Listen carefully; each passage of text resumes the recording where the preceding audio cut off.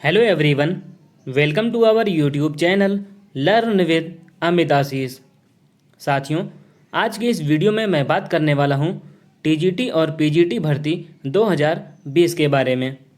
साथियों, इस भर्ती में कितने पद रहने वाले हैं, इसका नोटिफिकेशन कब तक आ जाएगा, कौन एलिजिबल रहेगा, क्या इस वैकेंसी में ईडब्ल्यूएस आरक्षण लागू किया जाएगा, इनके अलावा सब्जेक्ट कॉम्बिनेशन क्या रहने वाला है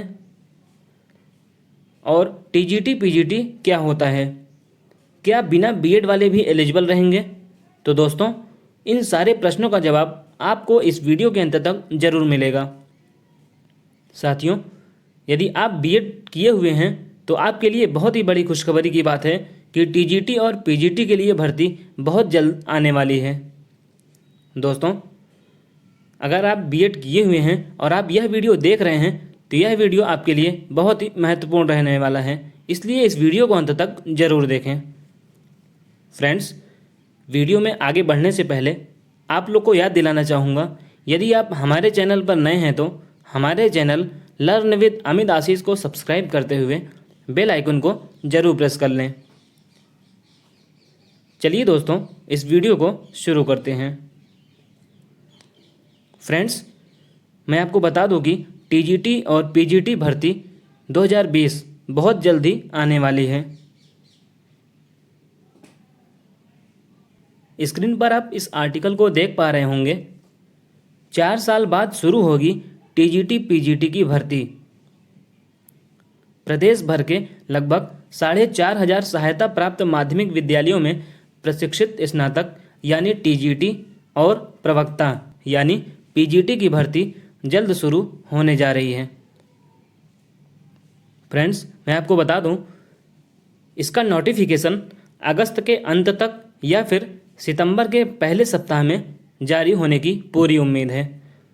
अगर वैकेंसी की बात करें तो दोस्तों, इसमें 18 से 20,000 पदों पर भर्ती प्रक्रिया शुरू हो सकती है।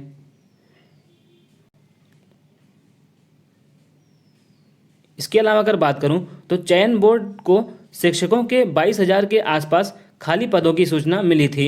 इनमें से कुछ पद 2 बार आने के कारण हटा दिए गए, जबकि पूर्व में चयनित लेकिन कार्यभार ग्रहण न करने वाले कुछ अभ्यर्थियों को कुछ पदों पर समायोजित कर दिया गया था, जिसकी वजह से अब ये पोस्ट केवल 18 से 20,000 रहने वाला है। दोस्तों, ये वैकेंसी 4 साल बाद आ रही है। इसके पहले 2016 में 10,000 पदों के लिए आवेदन मांगा गया था।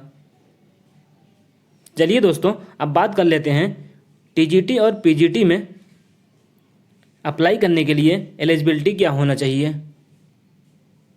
सबसे पहले बात कर लेते हैं टीजीटी के लिए, यानी आपको टीजीटी के लिए अप्लाई करना है तो इसके लिए आपके पास ग्रेजुएशन होना ज़रूरी है, यानी आपके पास ग्रेजुएशन होना चाहिए और साथ में बीएड रहना चाहिए।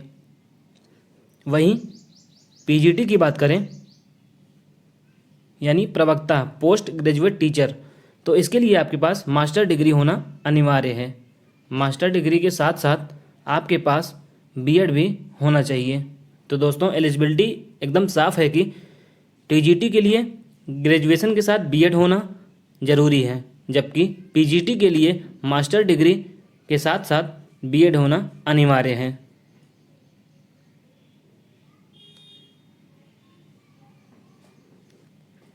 दोस्तों, जैसा कि आपने थंबनेल में देखा होगा कि ईडब्ल्यूएस आरक्षण लागू होगा, तो फ्रेंड्स मैं आपको बता दूं, इस वैकेंसी में ईडब्ल्यूएस आरक्षण लागू होगा। इसका मतलब ये है कि जो गरीब सवर्ण हैं उनको 10% का आरक्षण दिया जाएगा, यानी इकोनॉमिकली वीकर सेक्शन। ऐसे अभ्यर्थी जिनके पास ईडब्ल्यूएस सर्टिफिकेट होगा उन्हें 10% का आरक्षण दिया जाएगा। फ्रेंड्स, आप स्क्रीन पर देख पा रहे होंगे इस आर्टिकल को। यहाँ पे स्पष्ट है कि ईडब्ल्यूएस वालों को 10% का लाभ दिया जाएगा। पहली बार मिलेगा 10% ईडब्ल्यूएस आरक्षण। टीजीटी पीजीटी भर्ती में पहली बार वंचित वर्ग के लोगों को 10% आरक्षण मिलेगा। इसके लिए चयन बोर्ड ने अपनी नियमावली में संशोधन कर लिया है। आने वाली भर्ती में आर्थिक रूप से कमज़ोर वर्ग के लोगों को 10% का आरक्षण का लाभ मिलेगा। तो फ्रेंड्स, बहुत ही खुशखबरी की बात है, जो EWS सर्टिफिकेट होल्डर हैं उन्हें 10% का आरक्षण इस वैकेंसी में मिलने जा रहा है।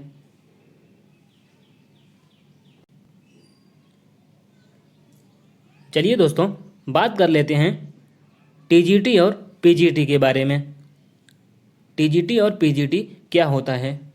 दोस्तों, अधिकतर लोग ये सोचते हैं कि TGT और PGT कोई कोर्स है, लेकिन मैं आपको बता दूं ऐसा बिल्कुल नहीं है। TGT और PGT सिर्फ एक टाइटल है। सबसे पहले बात करते हैं TGT की। TGT यानी ट्रेंड ग्रेजुएट टीचर। ग्रेजुएशन करने के बाद अगर आप बीएड कर लेते हैं तो आप ट्रेंड ग्रेजुएट टीचर हो जाते हैं, और आप TGT की परीक्षा पास करने के बाद आप 6ठी क्लास से लेकर 10वीं क्लास तक के विद्यार्थियों को पढ़ाने के लिए एलिजिबल हो जाते हैं। दोस्तों, इसके लिए जैसा कि मैंने बताया कि बीएड की डिग्री अनिवार्य होती है, यानी ग्रेजुएशन के साथ साथ बीएड की डिग्री मस्ट है। वहीं बात करें PGT की, यानी पोस्ट ग्रेजुएट टीचर, इसके लिए मास्टर डिग्री के साथ साथ बीएड डिग्री होना चाहिए। और अगर PGT की परीक्षा पास कर लेते हैं आप, तो आप कक्षा 11 और 12 के विद्यार्थियों को पढ़ाने के लिए एलिजिबल हो जाते हैं। तो दोस्तों, TGT और PGT बिल्कुल स्पष्ट है कि अगर आप TGT का एग्ज़ाम पास करते हैं तो 6वीं से लेके 10वीं तक के क्लास के बच्चों को पढ़ाने के लिए एलिजिबल हो जाते हैं, जबकि PGT का परीक्षा पास करने के बाद आप 11वीं और 12वीं के विद्यार्थियों को पढ़ाने के लिए एकदम एलिजिबल हो जाते हैं।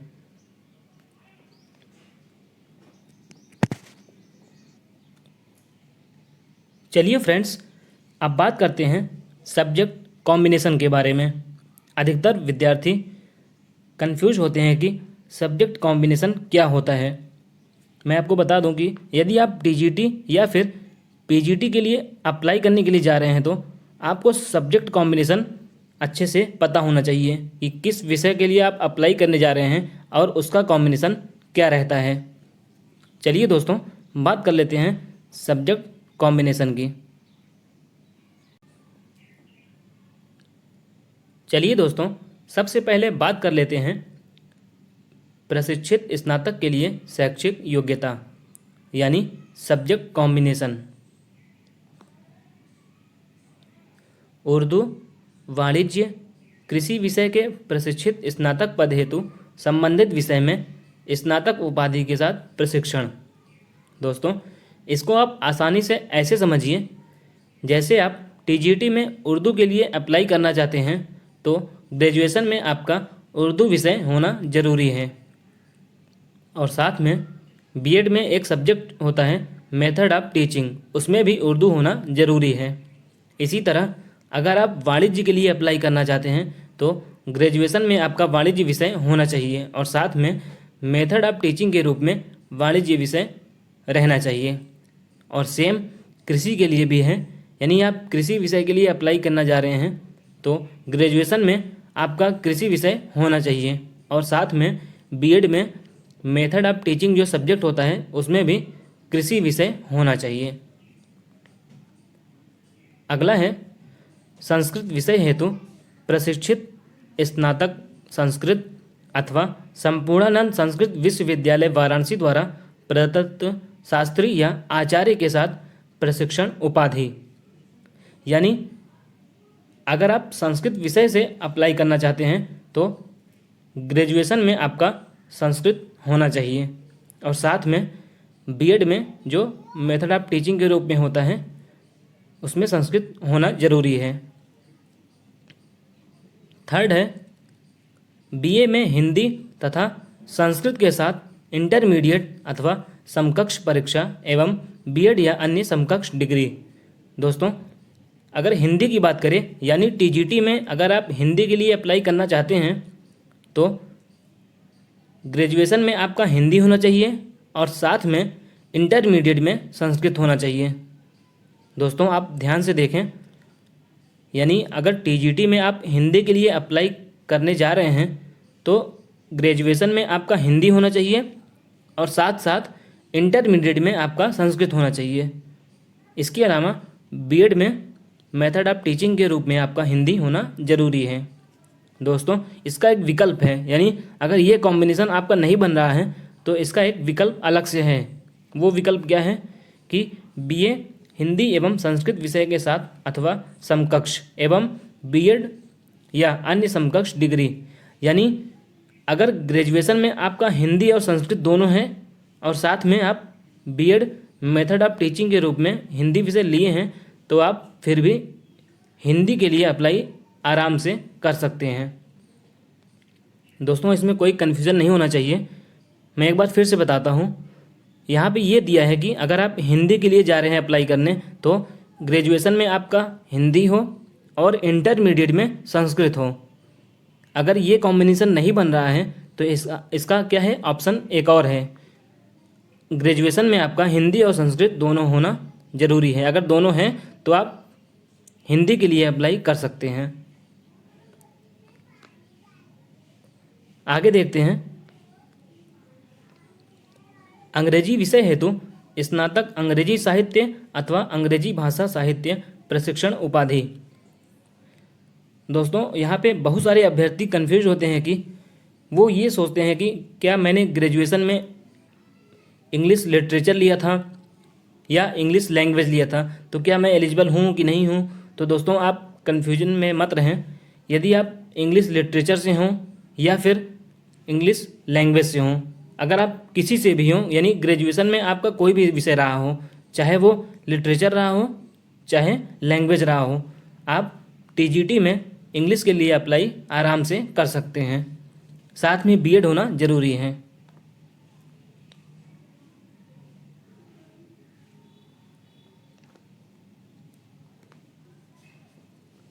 नेक्स्ट है गणित विषय हेतु बीए अथवा बीएससी गणित सहित प्रशिक्षण उपाधि, यानी अगर गणित के लिए आप टीजीटी में अप्लाई करना चाहते हैं तो आपका बीए में गणित रहना चाहिए और साथ में बीएड में मेथड ऑफ टीचिंग के रूप में गणित होना ज़रूरी है। दोस्तों आप ये कंफ्यूज बिल्कुल ना हो कि आपको गणित के लिए बीएससी होना ज़रूरी है। यदि आपका विषय बीए में गणित है और बीएड में भी मेथड ऑफ टीचिंग के रूप में गणित आपने लिया है तो आप टीजीटी में गणित विषय के लिए आराम से अप्लाई कर सकते हैं। नेक्स्ट है विज्ञान हेतु, यानी विज्ञान विषय हेतु भौतिक विज्ञान तथा रसायन विज्ञान के साथ बीएससी सहित प्रशिक्षण उपाधि। दोस्तों यहाँ पर मैं आपको स्पष्ट कर दूं कि यदि आपने बीएससी किया है और यानी कि ग्रेजुएशन में आपका फिजिक्स और केमिस्ट्री था, चाहे वो 2 ही साल क्यों ना हो, यानी कि अगर आपने कम से कम 2 साल फिजिक्स और केमिस्ट्री को लेकर के पढ़ा है तो आप टीजीटी में साइंस के लिए अप्लाई कर सकते हैं। अब बात करते हैं जीव विज्ञान के लिए। जीव विज्ञान विषय हेतु जंतु विज्ञान तथा वनस्पति विज्ञान के साथ बीएससी सहित प्रशिक्षित उपाधि, यानी जूलॉजी और बॉटनी ग्रेजुएशन में आपका होना चाहिए कम से कम 2 साल और साथ में बीएड की डिग्री। फिर आता है सामाजिक विषय। सामाजिक विषय हेतु राजनीति शास्त्र, भूगोल, अर्थशास्त्र, इतिहास विषयों में से किन्हीं 2 विषयों में स्नातक के साथ प्रशिक्षण उपाधि। दोस्तों अगर आप सामाजिक विषय के लिए अप्लाई करना चाहते हैं तो राजनीति शास्त्र, भूगोल, अर्थशास्त्र और इतिहास, इनमें से कोई 2 विषय आपका ग्रेजुएशन में होना बहुत ही ज़रूरी है।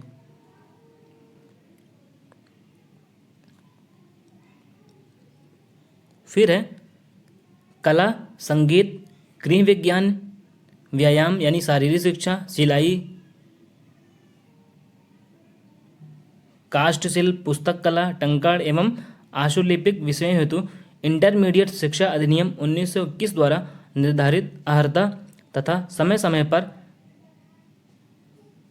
प्रख्यापित हुए संशोधनों एवं राजज्ञों द्वारा संशोधित यथा परिवर्धित योग्यताएं भी मान्य होंगी। दोस्तों जो कला, संगीत, गृह विज्ञान, व्यायाम इसके लिए है वो अधिनियम 1921 द्वारा वर्णित जो भी एलिजिबिलिटी है वो आपके पास होना जरूरी है। अब बात कर लेते हैं पीजीटी के लिए यानी प्रवक्ता पद के लिए।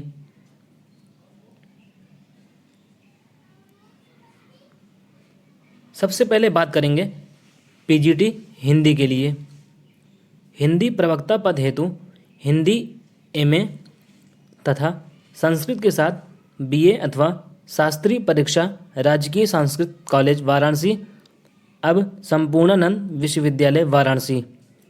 यानी पीजीटी हिंदी के लिए आपका एमए में हिंदी यानी एमए इन हिंदी और बीए में संस्कृत होना ज़रूरी है।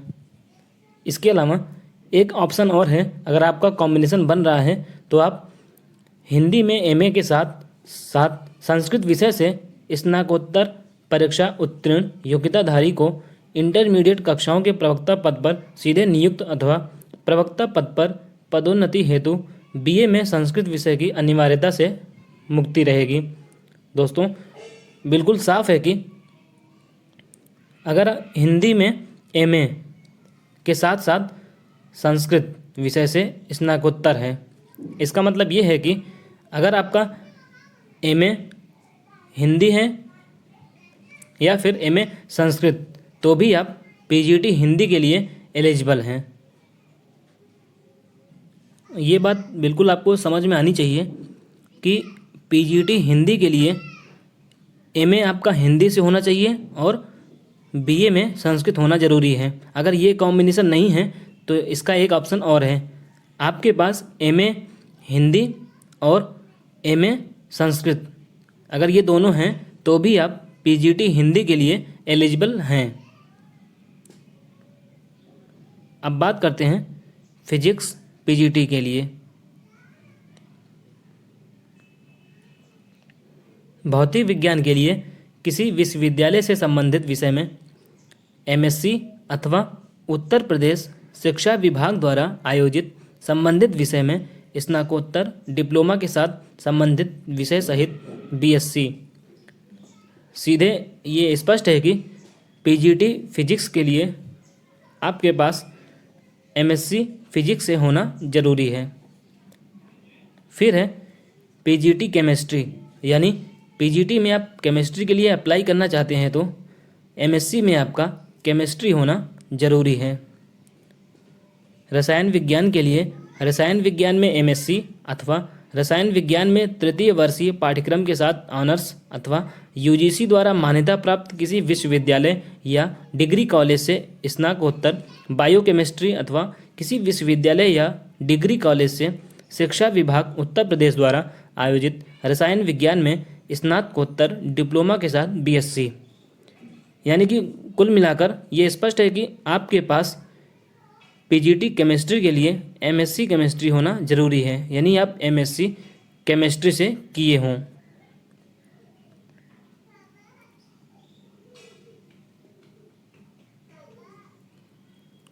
अब बात करते हैं पीजीटी जूलॉजी के लिए।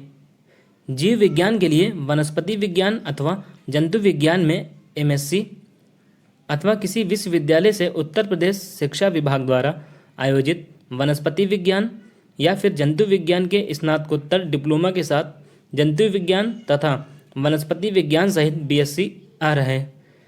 फ्रेंड्स यहाँ पर भी बिल्कुल स्पष्ट है कि अगर आप जूलॉजी पीजीटी के लिए जाना चाहते हैं तो एमएससी में आपका जूलॉजी या फिर बॉटनी होना चाहिए, यानी आप एमएससी जूलॉजी हैं या फिर एमएससी बॉटनी हैं तो आप पीजीटी जूलॉजी के लिए एलिजिबल हैं।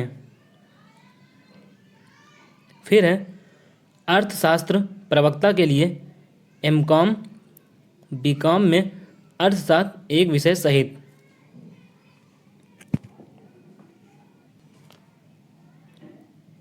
इसका मतलब ये है कि अर्थशास्त्र में एमए के साथ साथ बीकॉम में आपका अर्थशास्त्र एक विषय होना ज़रूरी है, तभी आप इकोनॉमिक्स पीजीटी के लिए एलिजिबल रहेंगे। फिर आता है गृह विज्ञान। गृह विज्ञान के लिए गृह अर्थशास्त्र या गृह कला होम आर्ट में स्नातकोत्तर उपाधि यानी एमए गृह विज्ञान से आपका होना जरूरी है, तभी आप पीजीटी गृह विज्ञान के लिए एलिजिबल होंगे। कला प्रवक्ता के लिए चित्रकला अथवा रंजन कला में आपके पास स्नातकोत्तर की उपाधि होना जरूरी है, तभी आप पीजीटी कला के लिए एलिजिबल हैं। तो दोस्तों, मुझे पूरी उम्मीद है कि आप हर चीज़ आपको समझ में आ गया होगा और सारे प्रश्नों का जवाब आपको मिल गया होगा। दोस्तों, अगर आपको अभी भी किसी भी बारे में आपको कन्फ्यूजन है, चाहे वो सब्जेक्ट कॉम्बिनेशन हो या फिर एलिजिबिलिटी को लेकर के, तो आप हमसे कमेंट बॉक्स में आसानी से पूछ सकते हैं। वहाँ पर आपको आराम से रिप्लाई दिया जाएगा। दोस्तों, आज की वीडियो में बस इतना ही। अगर यह वीडियो आपको पसंद आया हो तो इसे अधिक से अधिक शेयर ज़रूर करें। धन्यवाद।